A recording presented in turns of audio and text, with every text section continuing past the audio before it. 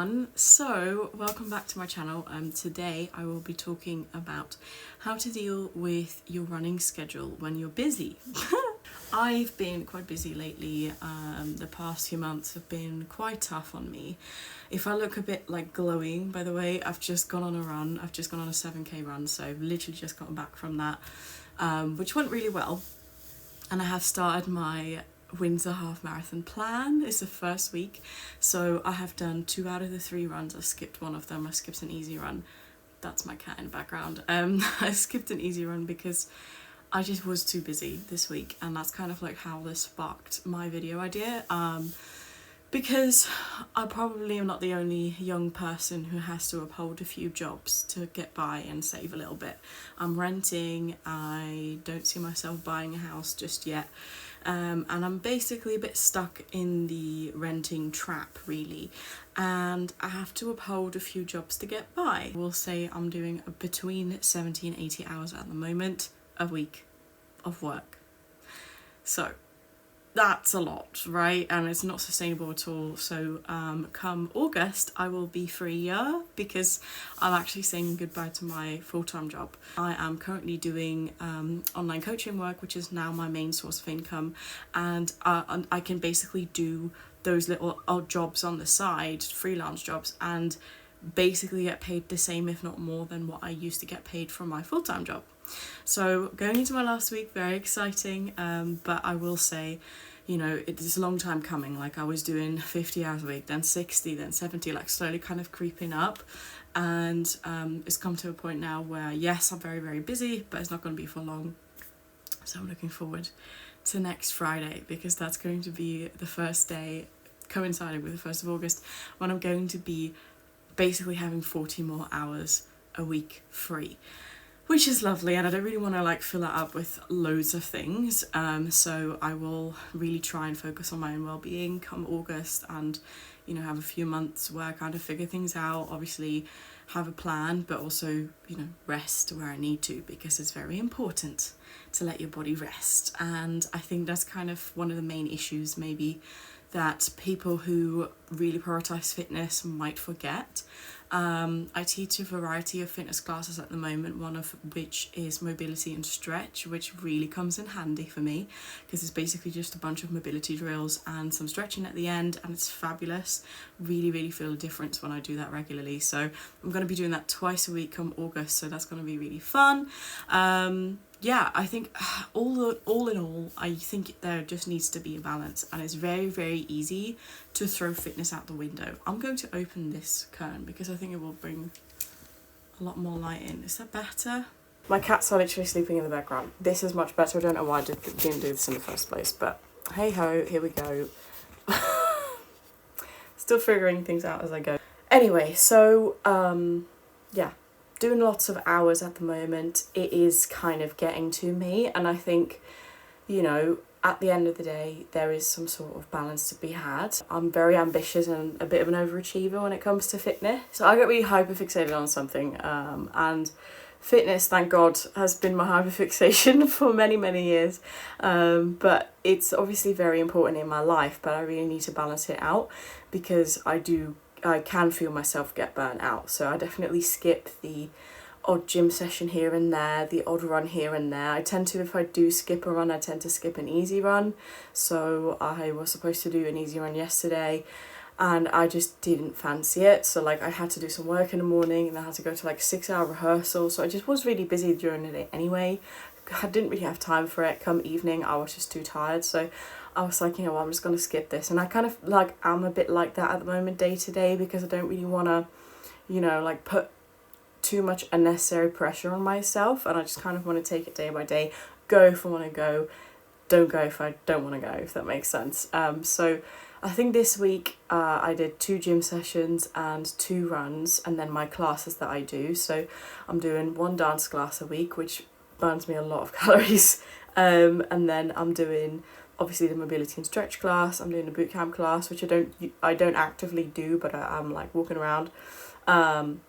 And then I cover an odd class here and there. I do spin sometimes. I'm starting up another dance class weekly in August. Hello, Editing Lisa here. I am just about to edit this video. It's been a few weeks. It is now August and I am having a lot more time, which is very, very nice. But I just wanted to kind of make a little update, I guess, on the classes that I teach, because there have been a few classes added. So at the moment I am teaching a grit camp on a Tuesday, which is basically boot camp class, spin class on a Wednesday, then I'm doing a boot camp in the morning on a Thursday.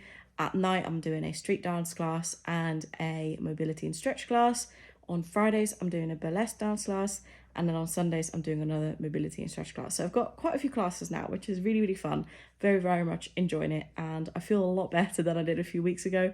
I'm looking back at her and she looks tired, but yeah, I am definitely thriving a lot more than I was a few weeks ago. So just wanted to put that out there, but you know, it's still a really good and relevant video, so there we go. So there's a few things going on. So there's definitely it's not just the running and the gym, it's choreographing for the dance class. You know, like I'll spend like an hour thinking of a choreo, doing it. Like that's really being active, getting my steps in and stuff as well. So I'm trying for 10k a day, which obviously some runs, like if I do a 7k run today, I've got about 14k steps today, which will balance out some of the days where I might have not gotten 10k steps, you know. But at the end of the day, it's working. You know, I'm slowly cutting down fat as well, which is working. I see a downward trend, which is fabulous, and I'm only really in a minor deficit. So very, very happy with all of that. I just need to really keep balancing it out. So if you're very new to this sort of thing and if you want a fitness routine but you don't know where to start, I would really suggest first of all, finding the sport that you like finding the movement that you like. You don't want to move your body in a way you don't like, right? Like that's kind of the whole point, is you want to move your body every day in a way you love. I would definitely prioritize steps just as a non-negotiable for everyone, but also find something to do that you like doing, whether that be lifting weights, going to the gym, running, dancing, doing classes, like that sort of thing. Like whether that be anything that you like doing, team sports, that sort of thing. Find what you like doing first and foremost. Try some things out and see which one sticks. And then from there, try and kind of balance that out throughout the week. So for example, for really high intense like cardio sports, I wouldn't necessarily do more than like 2-3 times a week. Like let's say with running, especially if you're getting into running, wouldn't really do that more like 2 to 3 times a week. Only really if you are a seasoned runner, I would go up to like 4, maybe even 5 runs, especially if you're training for something. Currently I'm obviously training for the half marathon, but I am still cutting it down to 3 runs a week just because I'm so busy. It might go up again, who knows, but for now I'm keeping it at 3. Obviously this week was 2, so it kind of, you just have to play it by ear.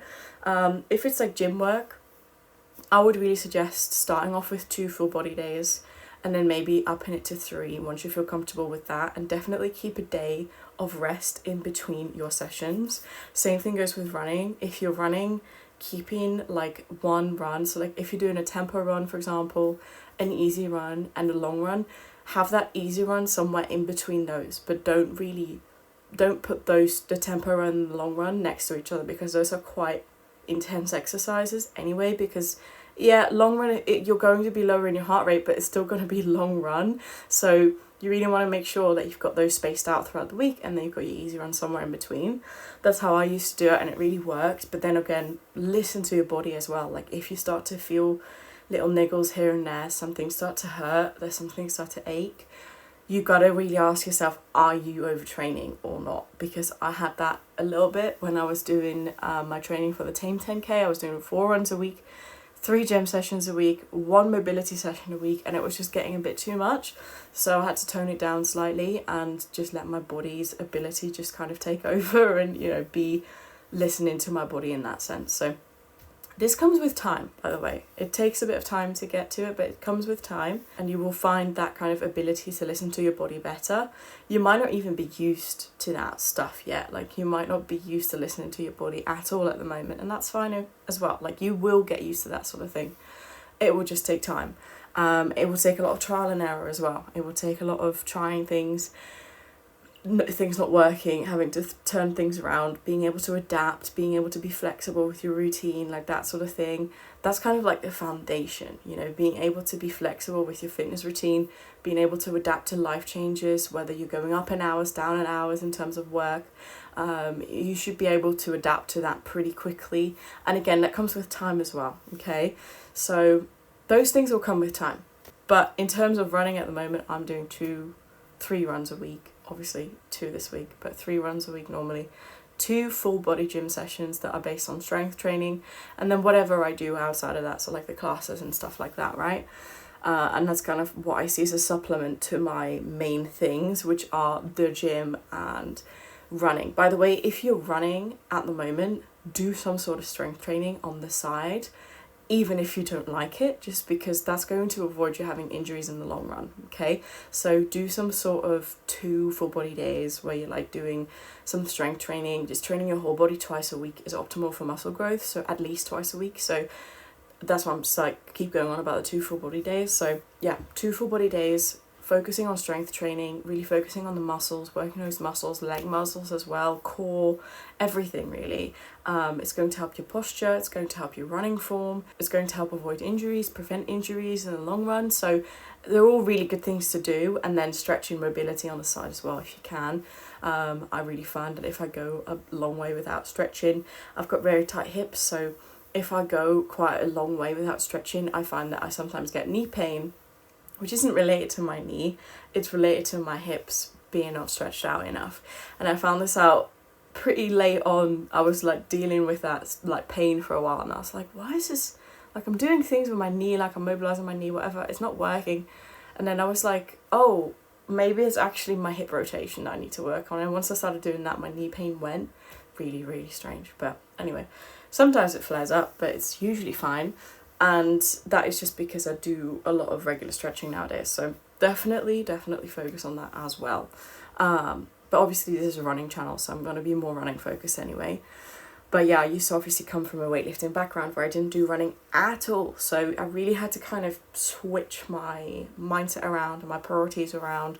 So now running takes the priority, but then I also have to supplement that with strength training and weightlifting still, which I love doing anyway, so I don't mind. But, you know, sometimes you might not really want to get in the gym and everything like that. So I think, you know, having the ability to plan out your runs and your sessions and gym sessions and whatnot is a great thing to do. Really use that tool to plan out your weekly runs. Obviously Runna has got that feature where you can plan them out, you can switch the days around and stuff. If you want 2 weeks for free, by the way, I've got like a little link. It's not an ad or sponsored, it's just like a little link you get where you can refer a friend, so you can get 2 weeks for free when you use that code. So do it if you want. But basically Runna is really good in that, where it like kind of, you know, is able to do that for you. The only thing that I do find very frustrating with Runna is that I can't then actually do my gym sessions in between and say that I've like log that I've done a gym session. Like it doesn't do that feature, and I really find that frustrating because I don't want to use their weightlifting plan, because their weightlifting plans aren't the best. Like, you know, I'm a PT, I know what works, and it's the same exercises over time, it's not different exercises each time, so it just doesn't really work for me. So what I would love to do is to be able to log whenever I've done a weight session, and then Runna kind of adapts my plan based on that.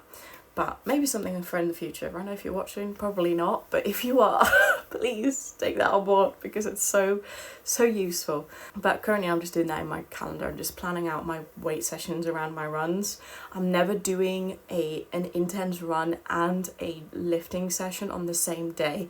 Never in my life have I done that. I will never do it because it's just too intense, okay? So the furthest I will go, and I did this a little while when I was doing like the 4 runs a week and the 3 gym sessions, is I would maybe pair a gym session, like a strength training session, with an easy run, or a mobility session with like an interval session, because obviously running intervals is quite intense, mobility not so much, but then strength training is quite intense, and then an easy run not so much. So you can kind of like pair them around that way if you do want to really up your activity levels. But currently I don't really have to do that, because there will just be days where I don't have to do anything, which is nice. But I do try to avoid, you know, running or gymming on days where I do like classes, for example. Like on days where I do a dance class, I will not run. I might do a gym session, but I will not run. So kind of, you know, playing around with it, I think, is your best bet. When they say, this is why I hate the saying, like, oh, all people have got the same 24 hours in the day. Like, that's ridiculous. No, they don't. Some people have to uphold 4 jobs, like me at the moment, to survive, you know, like, some people do 15-hour work days, like me at the moment. So it's not true, and it will never be the case, but you can work your way around your life. So whenever people go, I just don't have the time, you do, but you need to plan it better and you need to prioritize it more. And that is the issue, because if I can do it on 80-hour work weeks, if I can still uphold some sort of a fitness level activity thing throughout the week where I still do 2 gym sessions and 3 runs, you can do that on 40 hours or less, you know. So it's definitely something, and this is why I'm a bit like, yeah, sure, the 24 hours in a day, it's 24 hours, but like however you plan those out, that is up to you and your priorities, and that is where things might go a little bit wonky sometimes, you know. Everyone should prioritize their fitness levels, everyone should, but I know some people might not, and it might be the first thing to go because people think it's a luxury. It is not, it's a necessity. Okay, it's a necessity for later life, it's a necessity to avoid injury, it's a necessity to invest in your future health, because it will get a lot harder as you get older to achieve what you want to achieve, you know. So start as young as possible and do it from there. I keep going on about this, but when people say, you know, like, oh, you know, were you ever a runner before? Like, I could never imagine me running 10Ks on the daily, like, absolutely not beforehand. But, you know, things can change and people can change, priorities can change, so you can do that as well for yourself. So that's basically what I wanted to say. Obviously this is kind of like a rant, a post-run inspirational rant for me.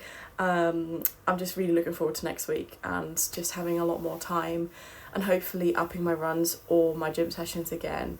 That would be lovely, and I'm looking forward to that because that's my me time and my self-love time. So yeah, very, very much enjoying this like outlook of that, and just being a lot more flexible. So I'm going to say goodbye now. Goodbye everyone. If you like this video, please subscribe to my channel and give it a thumbs up, and I will see you guys in the next video. Bye.